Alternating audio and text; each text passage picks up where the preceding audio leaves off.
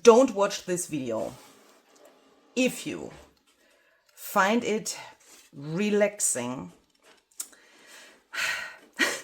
to fuzzy cut, or like some people would say, kiss cut images for your junk journal projects. Don't watch this video if you like to spend hours and hours and hours, sometimes depending on how many images you have, even days, on cutting these things out before you can even use them for your projects. Don't watch this video if fuzzy cutting is something you like to do every day and which brings you joy.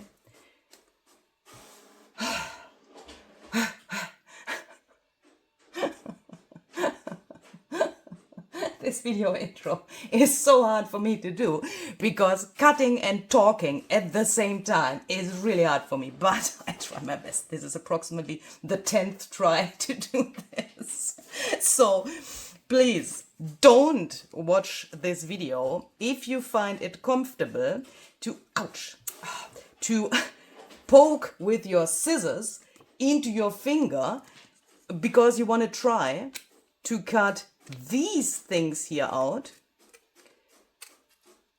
you know, because you think I don't want to have this white, but I want to have the background of my project, like for example a journaling card, a piece of ephemera, a junk journal page or whatever, showing through these areas here, and I don't want that this is white.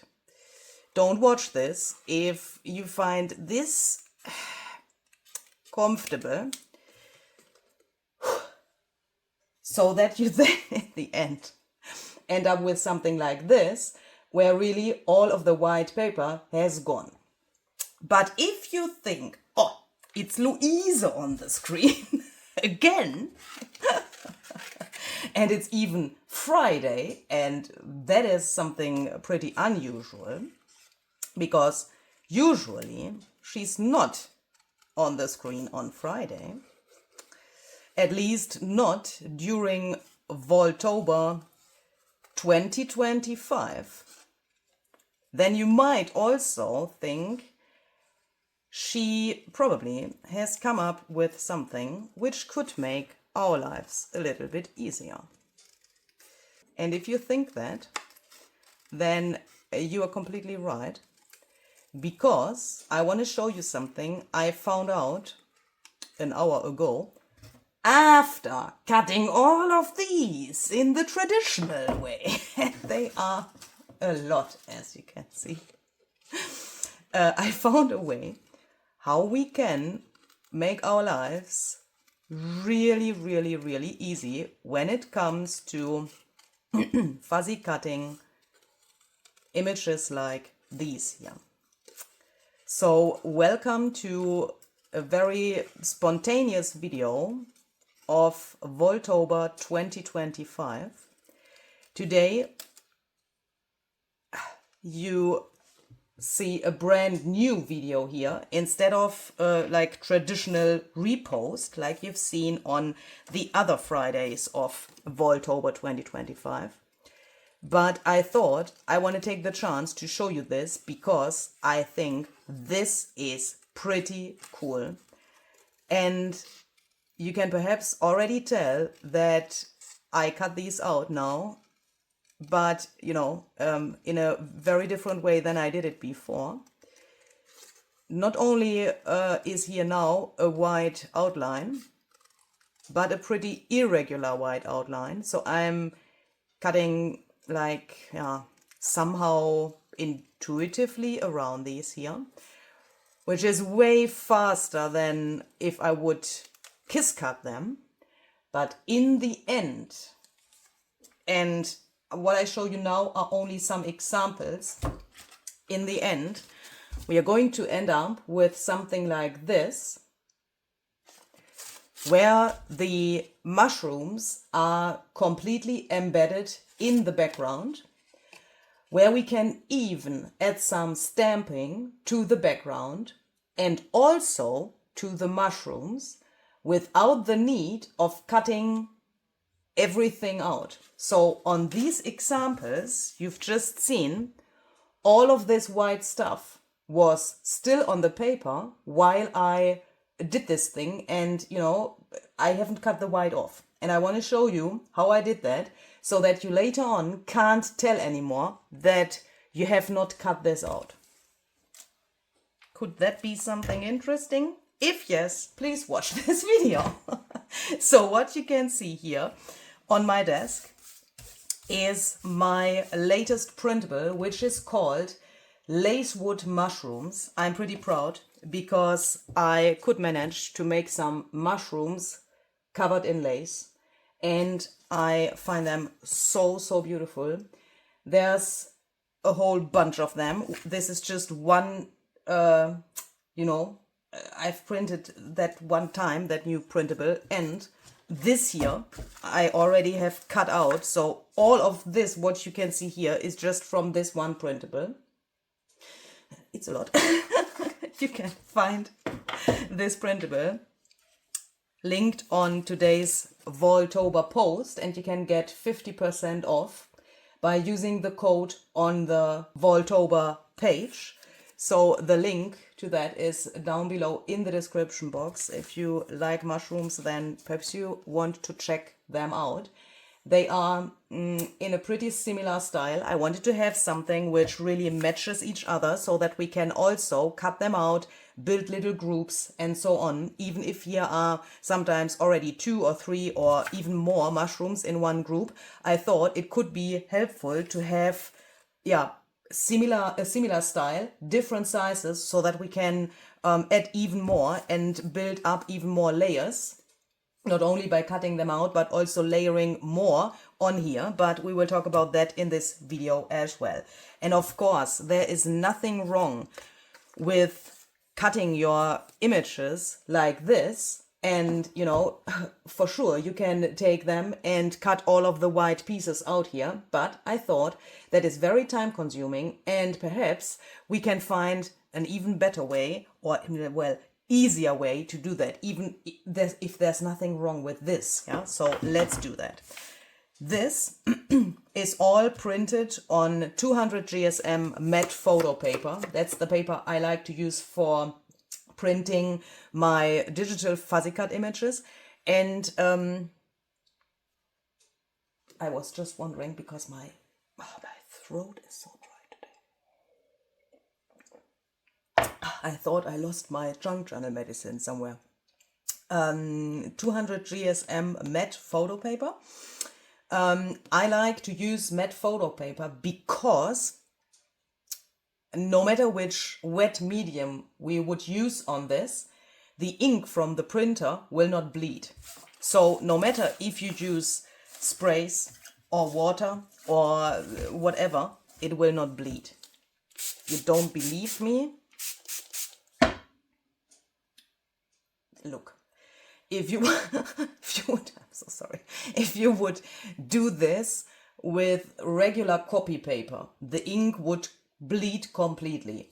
Can be a nice effect as well, but not for what we want to do today, because what we also need for this technique is an embossing pen and some embossing powder. And I am just thinking about alternatives to an embossing pen. If you don't have an embossing pen, I think if you want to try this, it could be really worth to invest in such a little pen, because this is not very expensive and it's really helpful for something like this, and this lasts for forever. I bought this, I think, approximately 5 years back, and it's still working, and it's still, it's still doing what it shall do. So because you can emboss with other mediums, obviously, like water or other things, but to bring the embossing ink to a specific area. You would need something like this, I guess, except you have another suggestion. If yes, please throw that in the comments. Perhaps you have found an alternative to this, which is either cheaper or already existing in your household. Ooh. What you could try if you where's this thing? If you do, that's just coming to my mind. I'm so sorry. If you, because I'm always looking for alternatives and trying to give you alternatives if you don't have something like this. If you have a Q-tip, I mean, obviously a clean Q-tip. Yeah, this I used for something a second ago. Try to put a little bit of embossing ink refiller, because if you have an embossing ink pad, then you probably might have the refiller as well on here, or try to rub this over your embossing ink pad and then apply it here. Time consuming, yes. Easier with this, yes, but I think not impossible. Okay, so then what we are going to do is we are going to take this, and as you can see, I have cut this out really, really irregularly. Let's do another example together so that you understand how I did that and why I did it like that. So look, when I start cutting here, I see, how can I show you that? Here, it's pretty easy for me to cut. Here, where this little detail is, I'm close to freaking out. So then I just cut around it like so that it's just like a natural, like organic cut or so. Here, just cut around here like so that you don't accidentally cut something off from this little detailed piece, but that it's there. Here, if you find, oh, this is really easy for me to cut along the outline of this, then cut there like so. Here, I would say it is pretty easy to cut around here, but since we already did this here, let's do something like that here on purpose. Just, move your scissors like so that you get a really irregular white frame. I don't want to have a regular white frame around here, like some people would do that, some people would say, oh, I like a white frame around my fuzzy cut images because they then stand out better on my project. I'm not talking about that. That is something different. But what I'm trying to do here is I try to cut this out like as fast as possible, but like, the easiest way which I can I can imagine. And everywhere where these details are, which I don't want to, like kiss cut, then I do it like this. Does that make sense? And if you now think, this looks a little bit too regular, ooh, I don't like that, don't care about that. We will not see that later. But if you think, I want to cut this off because, it's easy to cut off, then just do that, okay? You can still manipulate this as much as you want. And by the way, if you think I don't get it, I also don't have problems with fuzzy cutting, then please just fuzzy cut it like this and craft along, This is just a little trick for those of you who think it's difficult to fuzzy cut these things. So then, we have a total of 3 here, which are cut with the white, and we don't care about these white things in the inside here. We just leave that as it is, okay? So then, we are going to take our embossing pen, and now, let's start with this one. We are going to cover everything where printer ink is, meaning I don't put the embossing ink on the white areas, but only on the mushrooms, okay? Look a little bit from an angle to the paper, then you can see very, very well where you already have the embossing ink. But even If this doesn't cover everything in the first step, don't freak your freak. You can always later on put more on there. But I like to do this in one go so that I save some time. So I just scribble over this. And this is also one reason why I like to use matte photo paper, because I can now go over this without smearing the ink from the printer around, because, you know, it's possible on this kind of paper. Then I'm going to take some clear embossing powder. This is fine embossing powder. This is the one by Ranger. Where am I? Where do I have so many problems with the camera today? This is the one by Ranger. It's pretty fine, but you could also try the ultra thick embossing powder. That would also work, or any other kind of clear embossing powder.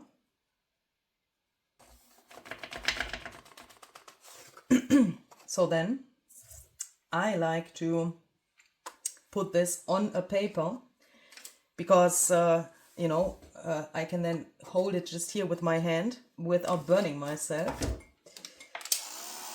because holding the image itself with tweezers is not so comfortable. It's not so handy, because then in the end your tweezers stick to the image, you know, because embossing powder is sticky. So I like to do it like this, and with holding it like so, the heat can pass through the material way faster, and even with this kind of heat tool it embosses pretty fast. So we make sure that everything is melted nicely. And with the thin embossing powder, you can, wait in a second, you can see it. You can see that it's a little bit textured. Can you see that? If you want that this is very smooth and very regular, add a second layer of the embossing powder now. But if you like grunge, if you like imperfections on your projects, leave it exactly like it is. Also here, I have a really hard job to show you that, but can you see here, there's the tiniest little spot where no embossing powder is. Also here, you will see that later, way more intense. But if you want some grunge on purpose, do the embossing a little differently. For example, let's take this one here. Where is my embossing pen? Oh, here. So this is the same starting situation. But let's, for example, say you want to have these white areas here later a little darker. Yeah, because you think, oh, we want to get rid of the white, then we could get rid of this as well. Or you just want to have some imperfections. Do it like this. Start here with the outline, but pretty scribbly somehow, and miss spots on purpose with the embossing pen. Here, for example, where this white is, just scribble around here, or over this here, and that automatically gives you spots where no embossing ink is. For example, here I left this white spot free.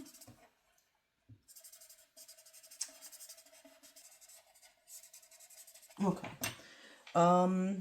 What has this little guy done? Nothing. So he gets some ink as well.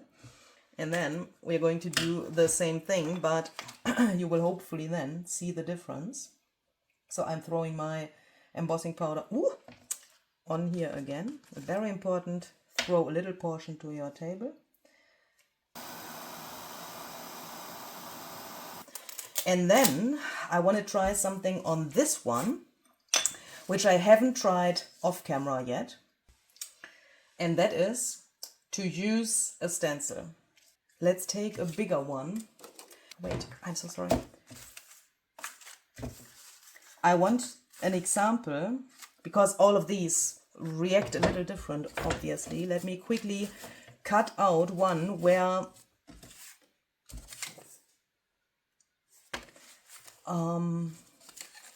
that is then in the end probably more visible. So we have this irregular white frame around, and we also have these white pieces which are still left on the paper here. So then, if we now take a stencil and put this on here, we can obviously take this and bring the pattern of the stencil to the paper. You could, for this, you could also use your embossing dabber or a brush or so to, I mean a blending brush, to bring the embossing ink on here. Perhaps like this. Then I take this off, and now we can see that we have these dots here on the mushrooms, and that means everywhere where such a dot is will then in a second be, you know, the embossing powder will stick to this. But we have to, I think, and as I said, I haven't tried this out before, we have to somehow bring the mushroom itself out now. So that means I go along here, along the outline, and I cover everything with my embossing ink, which I want to have shown later.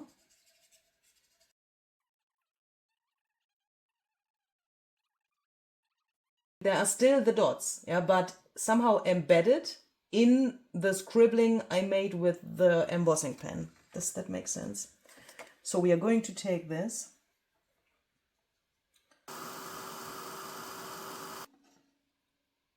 then it looks like this, and even, I mean, come on, even only this. I find this so cool. That looks so wonderful because, you know, the embossing powder is transparent, and with that we get obviously the mushroom back completely when we emboss this, and at the same time we have these glossy and matte areas, and I find that so cool. But wait, it will get even cooler. Let's start with the one we did first, because that doesn't have these special fancy things, okay? This is just the normal thing. So then I'm going to take a piece of paper. This is not a watercolor paper. This is not a specific expensive thing. This is just from the dollar store, okay? I've chosen this because I thought if we want to use this technique on a junk journal page, then we probably don't have a fancy paper for the page. If you have a fancy paper for the page, no problem, because, you know, when you have, if you have a really high quality watercolor paper, just be happy. Do the thing and just be happy, okay? But for most of the journals, at least for my journals, it's that I have those pages from the trash can paper we find somewhere, and that's where I want to add these. Then a color of choice for the background. For example, this here, Scotch Timber Oxide. Then I start bring this here to the paper, and you can already tell that this is a very cheap paper because look what the ink is doing. But this is exactly the reality, because this is what we would face if we would do this in our junk journal. So then, when we have this, you see, here is nothing yet. Why? Because the mushroom will go here in a second. And you can already here see lighter and darker areas, which you can use to bring more dimension into this whole thing. But what we are going to do now is, and that is the main reason why I left this white, because I don't want to overload this part where the mushrooms go on with ink. Yeah, so I started here blending on the outside to get it really intense here, left it lighter here because now I will go over it with more ink. And if I would have this here already in the same intensity like the frame is, yeah, then it would get pretty dark here. Could you do that? Do it. If you want to try it, do it. But for me, it's easier like this. So now we are going to take this. We press this down here with our finger. Take this, take more ink, and do something where you, something like, think of it like you would ink the mushroom image. Yeah, ignore the embossing powder. Just go around this like you would do it if you would ink it, but do it on the background, because what that gives you is that the background and this now becomes one. This looks weird at the moment, but please wait a second. Just go on with this. And you can see, obviously, the paper gets brown here now. I'm talking about the portion of the paper where no embossing ink was. And we can camouflage this in the background. Don't be confused that your embossing powder is getting matte there. We will get rid of that in a second, because you know this is oxide ink, and if you would do this with ink, the same thing would happen. As soon as you come over this stuff, it changes a little bit, but it's a resist. Yeah, we can in a second get rid of that. And now we can also, while holding this on here, do it like this.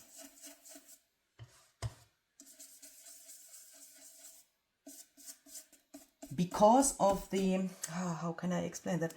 Because of the resist the embossing powder provides here. Somehow, if you use such a blending brush and you do this, I don't really know if it's because of the embossing powder or if it's just in my brain, but I have the feeling it is pretty easy to get a smoothly blended thing. Because look, when you press this down, this is obviously not attached here now, yeah, but if you pretend it's glued down, you can't really see anymore that it was cut out, and that this and this, is two different papers. Also, verstehst du? Look, I find this, so sorry. I find this so fascinating that my brain wants to talk German. Because now, please look at this area which is on the mushroom paper and at this and compare that. You can't see anymore that it was not cut out, this portion, because it looks like it's cut out and, it was a solid background. Does that make sense? So then, what I find pretty interesting is the idea to offset this later. You don't have to do that. You can also just go on with the steps I show you and just later on place it here like so. But we are talking about things which can make our lives easier, yeah, and bringing this on here without getting another white thing here is pretty difficult. At least I find that difficult. So what I'm going to do is I take a little bit more ink. I start in the center here, where it doesn't matter if it looks weird, and blend this towards the outside of this, so that the contrast between this and this gets less, and not that it doesn't stay completely white.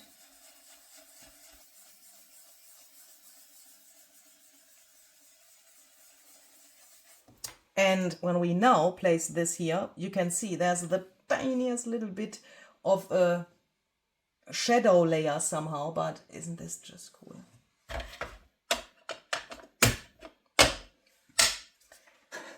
This looks really like a car went over it, because the embossing powder turned matte because of the oxide ink on top.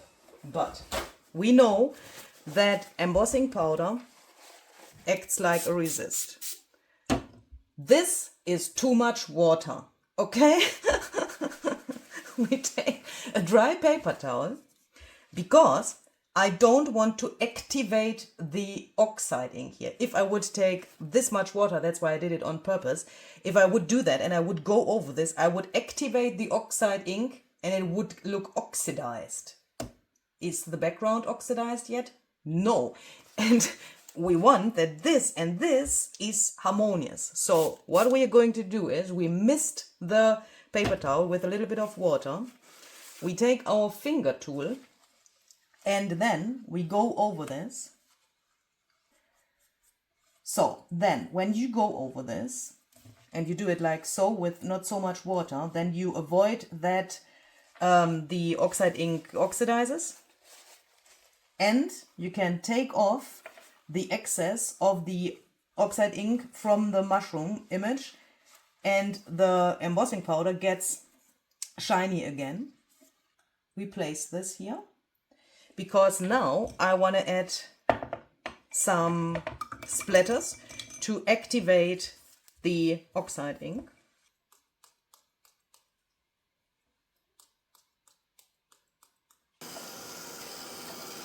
So then, what about a stencil or a stamp? I put this here, and if you want, and I'm just realizing that, give me a second. Where the heck is my mouse? So if you want, take a glue mouse, as I call it. I know this is called, in the meantime, I know it's called tape runner. And just put your image on here like you want it to be later. So that means if you want to offset it, do that now. If you want to line it up really exactly with this shape, do that now, okay? Because everything you do now will be on this layer and on this layer. So we are going to take this and then I want to take Scorched Timber ink to make this stencil pattern a little bit more visible.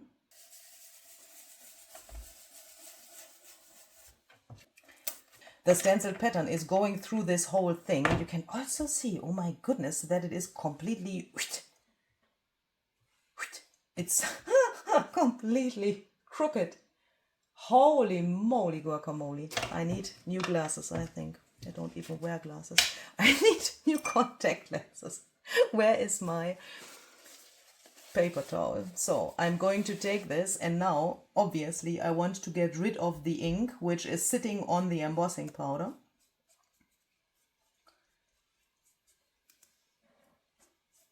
So are we already happy with this? I am not so happy with this yet. I wanted to make a really simple example for this first round. We have two other images left there, but I at the same time want that this is nice. So let's perhaps take some black ink, and I'm going to take this script stamp here.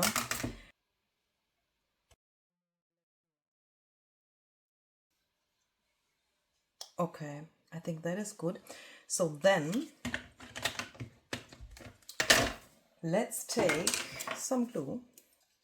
Now I want to try to get the glue on here as thin as possible, but as much as necessary to really glue this down, because on our background we have oxide ink and it's not so very nice if we get glue oopsies on the oxide surface, because that will then look a little bit weird. So I'm going to try to bring this on here like it was before, and I'm trying to line the stenciled pattern up now.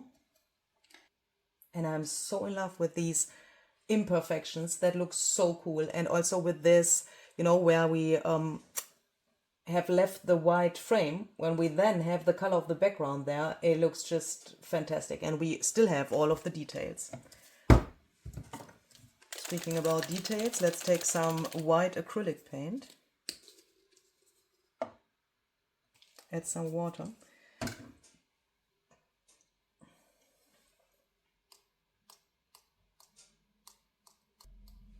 And add some splatters. The splatters will not stay white on our background because we've used oxide ink, but they will stay white on the embossed areas. What is that giving us? These splatters will go to the background. These splatters will stay in the foreground only because of the different color. So it's a few minutes later. It's not 100% dry yet, but hopefully you can see the white splatters get stained here a little bit. And the ones on the mushrooms are still 100% white. We are going to set this aside to let it dry completely. So then let's go on with the next one here. And I was wondering, can we perhaps also make a background which is not so solid like on the other piece we did? Let's also go with different colors than before. I've chosen Stormy Sky and Faded Jeans, also the oxide ink, like I used for the Scotch Timber a second ago as well, but that's only because I don't have the ink pads, yeah? So my brain and my whole life is oxide ink, but you can obviously also take ink. So what I want to do is I want to start with Faded Jeans and this media mat here. I put a little bit of this on here, and now I'm really wondering how that will react on this cheap paper. And now the challenge is we need to somehow hold this in place, because I want to press this in here now, but with having the mushroom image on here, but you know, it could move. So let's take some paper clips if we are able to open this. And I know that this will now get less accurate than the other thing, but the goal is to get the blue not only to the background but also to this thing, but in one step, in one go, yeah? Because I think if we don't do that in one go, it will turn out different on this paper than on this paper. Not only because of the different papers we have here, but also because it would be done in two steps. So let's take it like so. Press this in here. Ooh, that looks already pretty cool.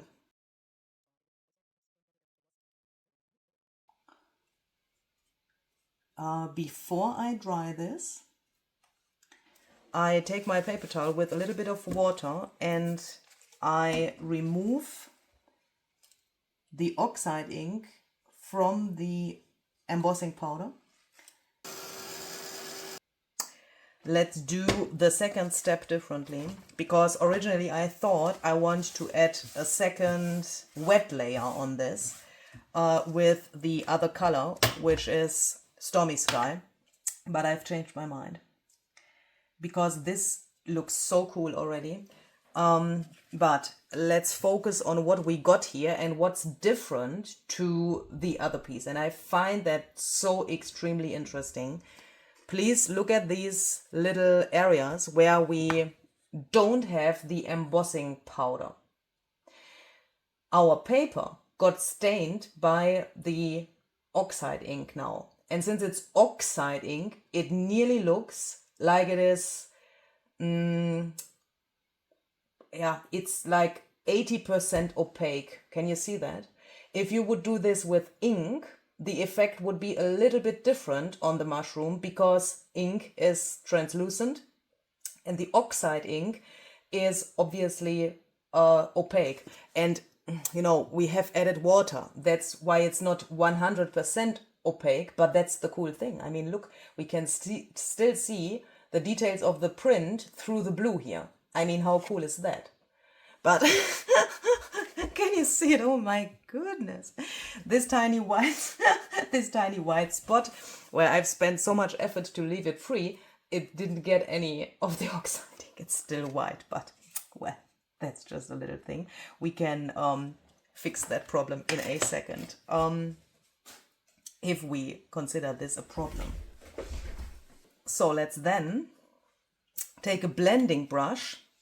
Instead of applying this color of oxide ink in the same way like this was, like we did with this, because we want to embrace the negative space and we already like this. So let's do what we already know from the other piece, but not with water, but, you know, with a brush. We put this here. And then we decide where we want to have this whole thing more blue and not white anymore.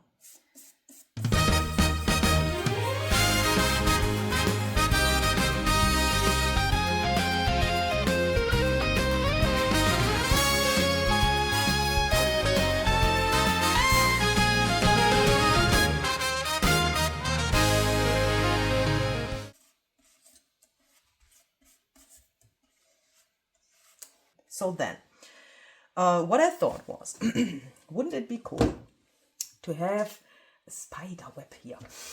Because, you know, it's Vaultober, we are very close to Halloween, so let's take a spider web. I've chosen this here from Boo Crazy CMS 495 by Stampers Anonymous and Tim Holz. And for this step, I would recommend to use a stamping platform. So then, position this here. Then we are going to take this, pick up the stamp. We take this off because I want to stamp to the background now first, because, you know, this is a second layer, and if I would stamp over here where the edge of the paper is, I would probably end up with a really ugly stamp impression. So I take this off. And now I want to stamp with, if I can find it, where's my archival ink? With archival ink. Because of several different reasons. You could, if you don't have archival ink or another permanent ink, which can dry on plastic, you could do this with ink. But have in mind that then you would have the spider web like only on the background, only there where the pure paper is, and not on the embossed areas. And I want to show you something which I find pretty cool, but that is only possible if you use an ink which can dry on a surface like plastic, meaning on a surface like embossing powder. So we stamp this. We leave the paper here and we take this,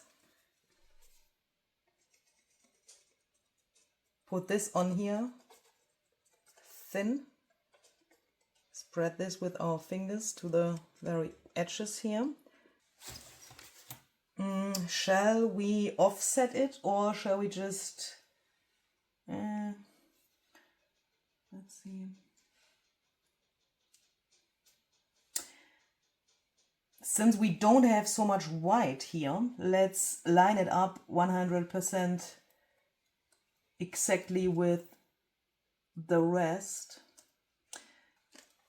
When we now take our ink and ink this again, stamp again, then we have, oh, this tape is really strong. Now we have the spiderweb everywhere. So that means we have one spiderweb stamp impression in the background now and one in the foreground on the other layer. But you can't see it yet because now it looks like we have just stamped twice over this, because that is what we did. But let's take a Q-tip and let's remove the archival ink from here. When I do that with a dry Q-tip, you can see I smear the ink around because it already starts to dry. Take alcohol,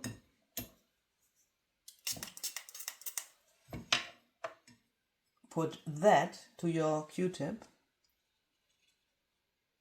and you can see suddenly it removes very nicely and we get the image of the mushroom back. And now we can decide where we want to have the mushroom in the foreground and the spiderweb in the background. And for example here, I think it would look pretty cool if this part here goes over the mushroom, and yes, this will dry on here.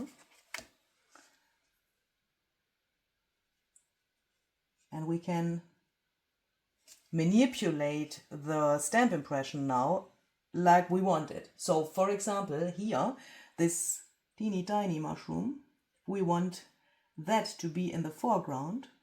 We just remove the archival ink from the embossing powder.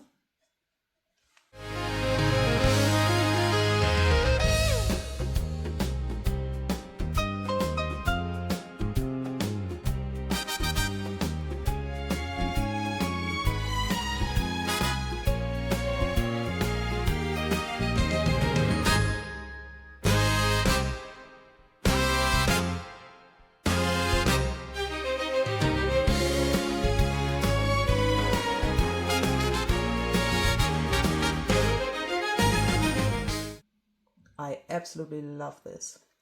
Okay, so then you could think, oh, nice trick, thanks Luise. But if you then do this at home, you will probably throw some very bad words at me, and I want to avoid that. So I tell you the truth. At least my truth and my reality. Can you see that?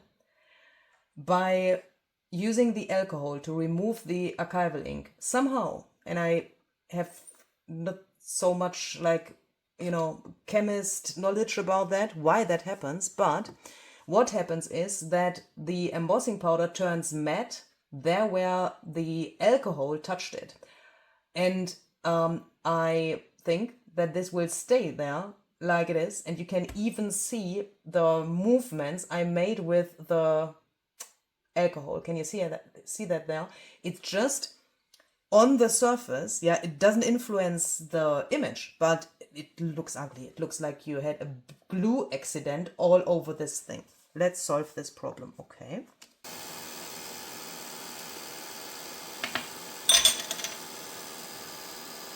Have this at hand. Throw this on here.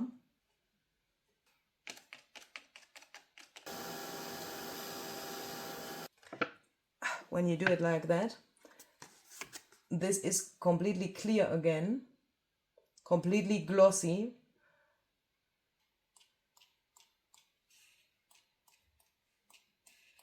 And we are going to let this dry, and then we can take a look at this again. Perhaps I will even add some white splatters then as well, but I want to let this dry first. So then we have this one left with the cool stenciling here, and I'm really wondering how that will turn out. And for this, I want to try something. Let's try to glue this down to the paper like it is. Because what is this? This is an idea where you can obviously try different variations of one and the same idea. Hopefully you could already see that with the examples we did. You could try stenciling, you could try stamping, and the thing with the spider web, you can think about other stamps as well. It doesn't necessarily have to be a spider web. Yeah, you could do that with whatever you like. And that's the same thing for this. Instead of creating the background first, try to do it like this and just see what happens.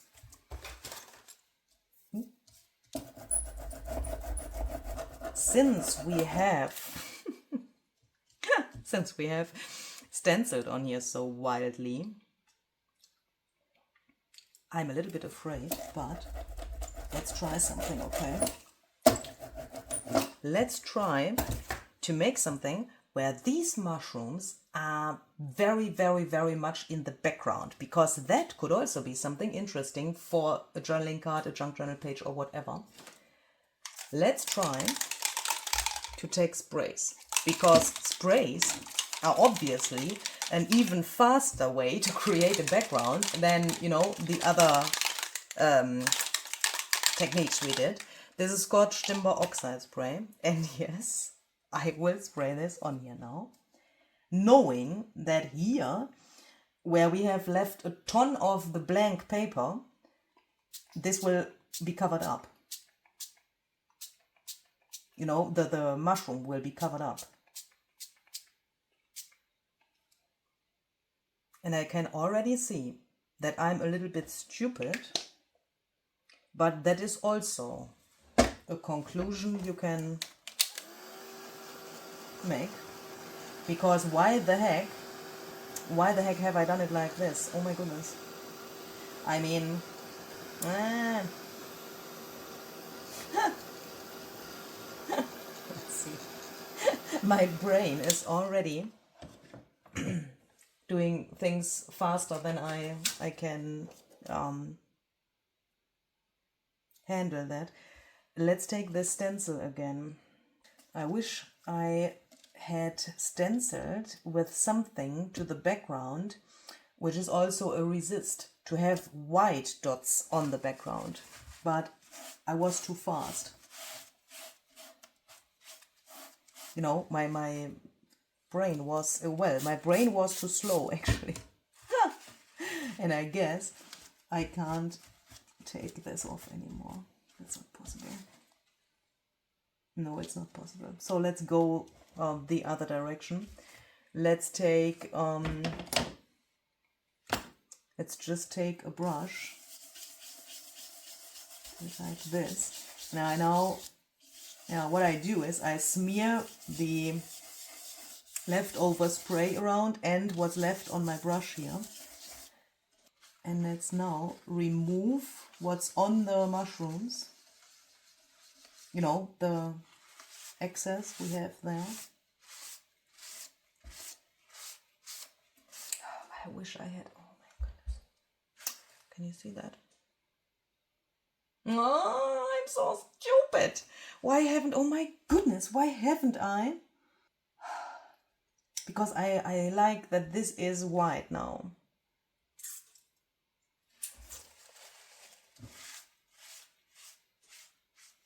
Okay, we have, I would say, approximately two possibilities.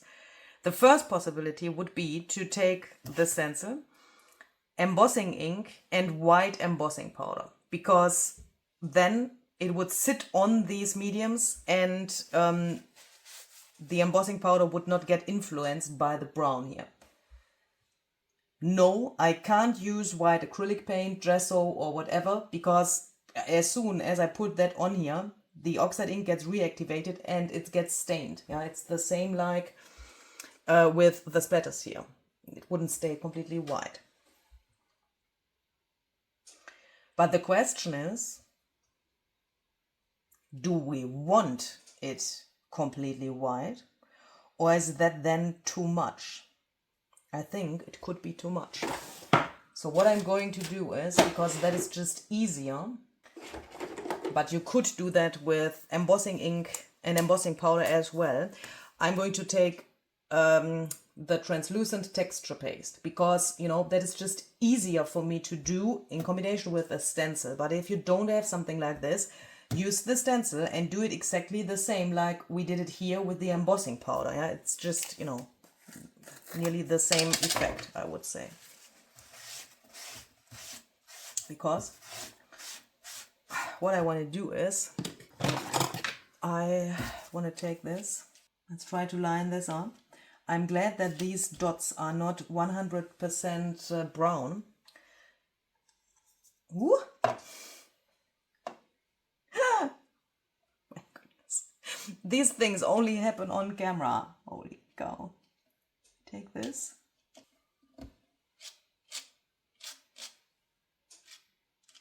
Let's then randomly stencil through here.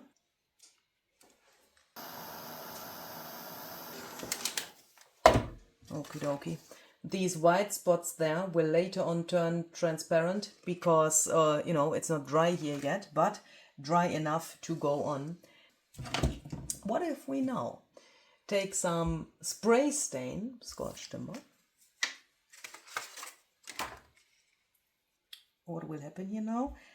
Everything which is embossed will still react as a resist. The paste here as well. And if you had done these dots here with embossing powder, same thing. It would be a resist. Let's add a little bit of water so that we don't need too much of the spray.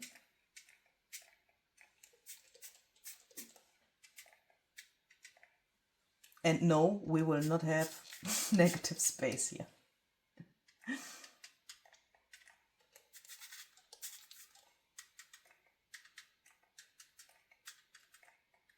Oh.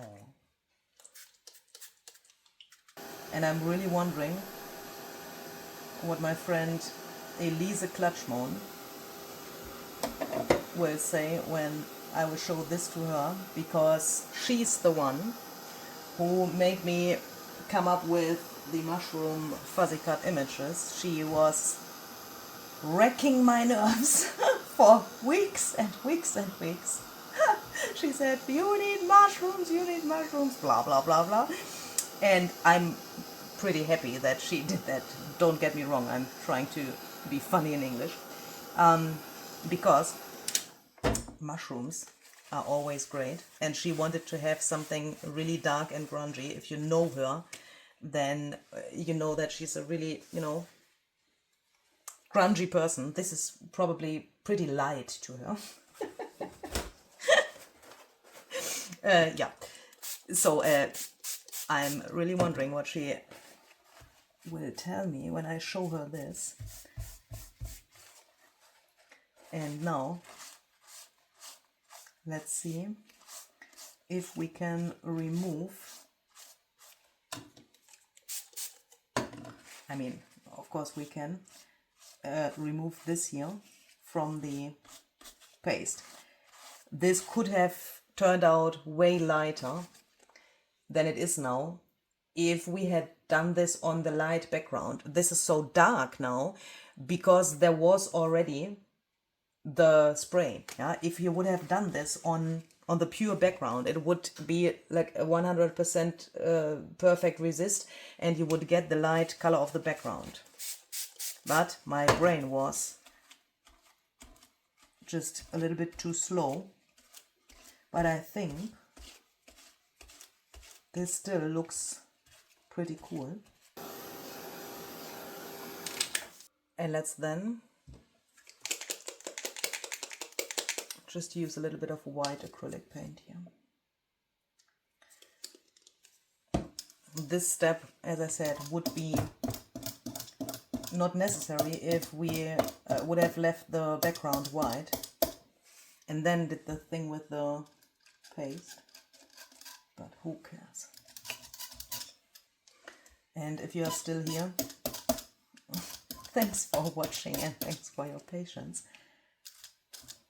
This is for me pretty hard to film, because when you do this, something like this, yeah, you see something and then you decide how to go on somehow spontaneously. And with these things and with different mediums, it's not like a technique where you can say, okay, this step, then that step, done. That's just not possible. Because when something like this happens, obviously you want in the end that this piece is to your liking, and you go on until it is what you like. Yeah? And because of that, it's sometimes for me a little bit hard to film these things, because obviously I want to have something in the end of the video which I also like and which doesn't only show a technique. So what we have here now looks like this. We dried the acrylic paint on the texture paste. It stayed way more white than I was thinking. I thought it would blend a little bit more in the into the background, because you know, it's the spray underneath. So that means we are going to take, where is my...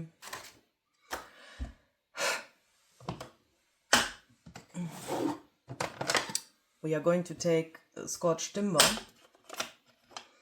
ink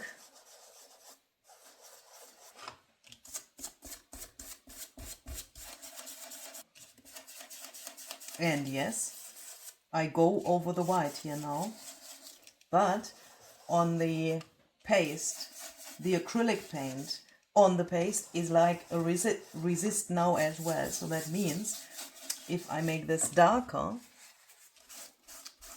I can go over this, remove this, you know, the ink from the stenciled pattern, and it will get white again, and we get a bigger contrast here. But I still don't like it. It needs to be way darker around here. I need a crayon or something. Let's take black soot.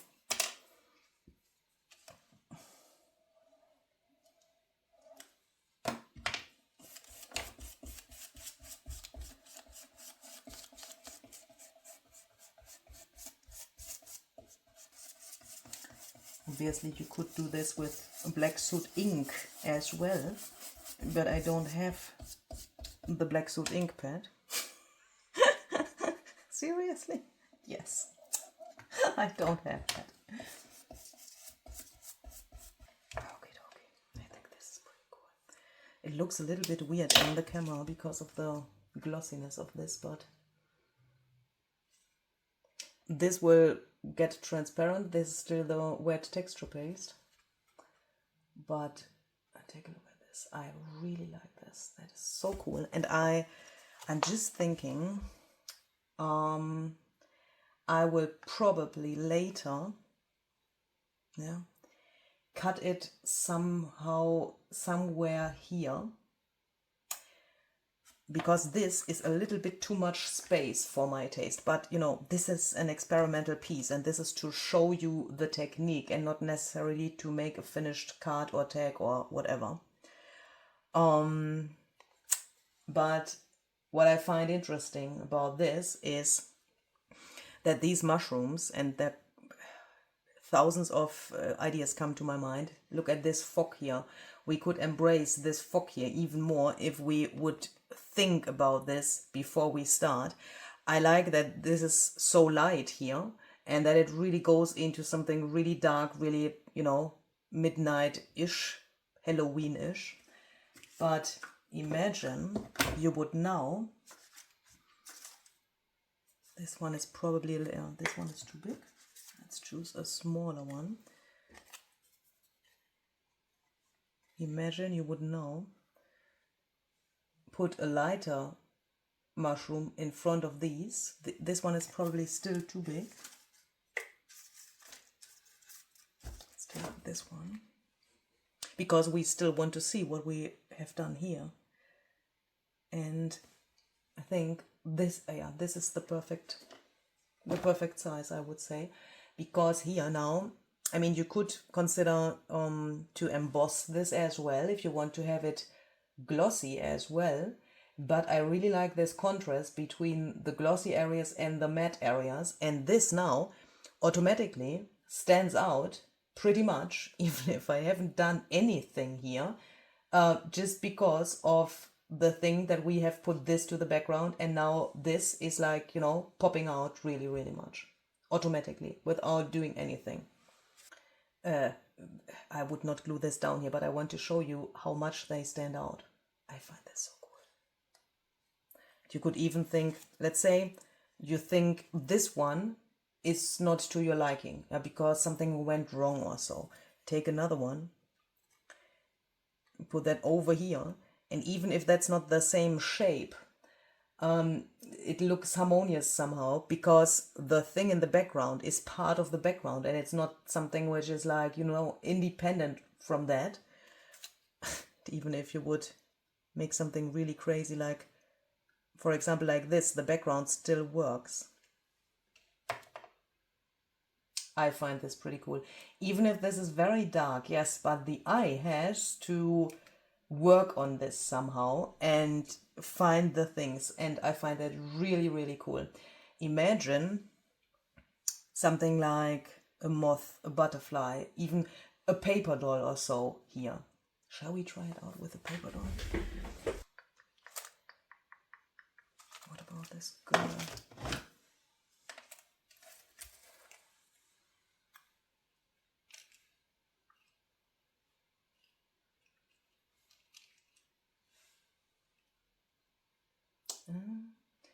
She's probably already a little bit too light for my taste, but I hope you get the idea.